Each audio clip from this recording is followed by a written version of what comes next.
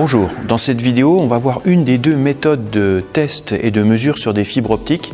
Lorsqu'on fait une installation chez un client, on va voir un petit peu comment on fait la méthode par insertion. C'est-à-dire qu'on va utiliser une source optique qui va nous permettre d'insérer dans la fibre qu'on vient de fabriquer une certaine puissance optique et on va mesurer de l'autre côté, à l'arrivée, avec un autre appareil, quelle va être l'atténuation qu'on aura sur notre connexion, et avec ça on va pouvoir calculer la qualité de notre connexion et la qualité de nos éventuelles soudures qu'on a fait sur cette connexion à fibre optique. Alors pour faire cette mesure sur la fibre optique, je vais avoir besoin donc de deux appareils. Le premier appareil, ça va être une source laser qui va me permettre d'insérer un signal lumineux à l'intérieur de ma fibre optique. Donc on verra quelles sont les options offertes par ce matériel. Donc celui-là, c'est un FHS 2Q01 de chez FZH. C'est une source lumineuse, on va dire, d'entrée de gamme, mais elle a l'avantage de pouvoir générer sur plusieurs longueurs d'onde et donc du coup de faire des tests sur des fibres à la fois multimode et monomode. Donc je vais avoir besoin donc de cette source lumineuse, et puis le deuxième appareil dont je vais avoir besoin, ça va être l'appareil de mesure optique, le photomètre, qui va lui m'indiquer la puissance de réception, la puissance lumineuse en dBm, donc en dB milliwatts. Et donc comme je connaîtrai la puissance en dBm de la source et la puissance en dBm à la réception, je vais pouvoir en déduire la perte en dB entre les deux. Et donc là, je vais pouvoir quantifier la qualité de ma connexion. Donc si on s'intéresse dans un premier temps à la source laser, donc on a un bouton pour mettre sous tension la source. Voilà. Et donc j'ai deux canaux disponibles sur cette source.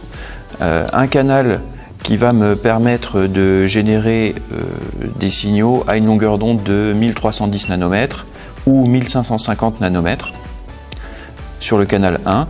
Et donc sur le canal 2, je vais pouvoir générer des longueurs d'onde à 850 nanomètres et 1300 nanomètres. Donc là, comme je vais faire l'essai sur une jarretière optique en multimode, je vais donc me mettre sur une source en 850 nanomètres. Voilà, donc je vais l'éteindre pour l'instant. On refera les réglages tout à l'heure. Oui, sur les différentes options qu'on a sur ce générateur, donc on a le bouton qui nous permet de sélectionner les différents canaux, Channel 1, Channel 2, et le bouton qui nous permet de sélectionner aussi les différentes longueurs d'onde, ici. Là j'ai un bouton qui va me permettre de sélectionner automatiquement les canaux. Bon, là je vais le forcer. Et je peux également avec ce bouton générer un signal de puissance continue ou alors qui va être généré avec une fréquence de 270 Hz ou de 1 kHz ou de 2 kHz. Ça va me permettre aussi de travailler sur des impulsions. Et le dernier bouton, c'est ce qui va me permettre d'allumer le rétroéclairage de l'appareil. Voilà. Maintenant, on s'intéresse au récepteur. Le récepteur fonctionne de la même manière. Voilà. Donc j'ai un bouton de sélection de la longueur d'onde. Donc là, je suis sur 1550 nanomètres. Évidemment, il m'indique LO pour low. Ça veut dire que il n'est pas branché, donc j'ai aucune réception pour l'instant. 1625 nanomètres, 1650 nanomètres, 850 nanomètres, 1300 nanomètres, 1310, etc. Donc on voit que celui-là aussi il a plusieurs longueurs d'onde possibles pour la réception. Je peux, avec ce bouton, choisir si je reçois en dBm, en dB ou en milliwatts. Donc nous on se mettra sur dBm. On a un bouton pour le calibrer, pour faire une référence, et puis un bouton de rétroéclairage. Donc comment ça se passe concrètement? Sur les connecteurs ici, c'est des connecteurs universels. Donc je peux y brancher des connecteurs SC, ST, j'ai les adaptateurs qui sont fournis avec sur la boîte.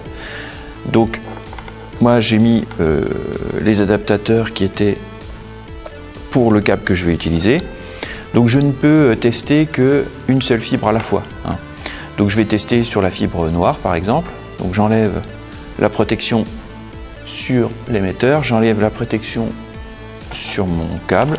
Donc là je le fais sur un câble de 50 cm, mais le principe c'est de pouvoir le faire sur des fibres qui sont beaucoup plus longues avec des soudures éventuellement qu'on veut tester. Voilà. Donc je l'ai fait côté émetteur. Donc là je me suis mis sur le channel 2 parce que je vais envoyer du 850 nanomètres. De l'autre côté j'enlève la protection également, toujours sur le noir. Et ici sur le récepteur j'enlève la protection et je me connecte. Donc je vais régler tout de suite le récepteur sur 850 nanomètres. Voilà, c'est fait. Et donc maintenant je vais allumer l'émetteur.